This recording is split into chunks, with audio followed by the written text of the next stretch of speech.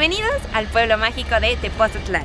Conserva el toque de provincia a pesar de estar muy cerca de la ciudad. Se incorporó a los pueblos mágicos en el 2012. Aquí te va un poco de su historia. En 1460 se fundó el señorío de Tepozotlán por Quinantzin III y tuvo guerras constantes con los tepagnecas bajo el mando de Tezosomo. En 1520 los españoles llegaron a esta región, que era gobernada por Macuillotzin. Lo sé, muy raro el nombre. Pero este era el jefe de los otomíes.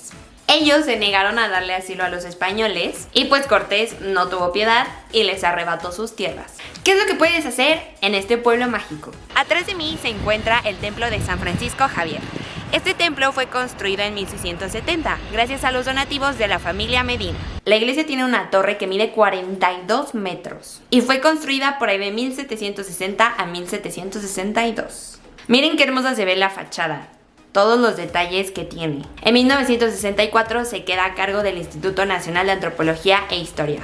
Fue declarado Patrimonio de la Humanidad el 1 de agosto del 2010, en la categoría Itinerario Cultural. Por fuera es una gran edificación, pero adentro guarda un secreto. Si quieres conocer su interior, deberás entrar por el Museo del Virreinato, que se encuentra a un costado.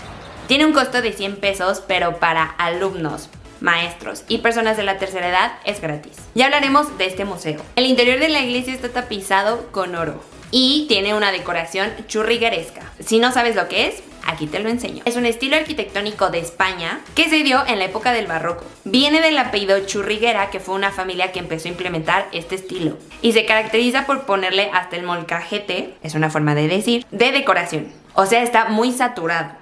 Este tipo de ornamentación lo veremos en diferentes pueblos mágicos, pero desde mi punto de vista aquí es donde mejor se puede apreciar. Aparte que está bañada de oro. Ya que estamos en este punto, sigue visitando el Museo del Virreinato. Antes de ser un museo, era un colegio de novicios por ahí del siglo XVIII. Adentro del museo podrás ver pinturas, vestimentas de la época e incluso te puedes probar un vestido. Claro, son de plástico, pero puedes. Cocinas, altares, inmobiliario y más capillas churriguerescas. Esta vez, para los curiosos, dentro del museo en un patio podrás ver un fierro. Es un reloj solar. Dependiendo de la posición del sol, es la hora. Tan simple y tan complejo a la vez. Porque imagínate, tenían que saber dónde colocar este fierro para que les marcara la hora exacta. En el centro también podrás ver la Plaza de la Cruz. Literalmente es una plancha y al centro la cruz. La importancia está en la cruz, la cual representa la pasión de Cristo.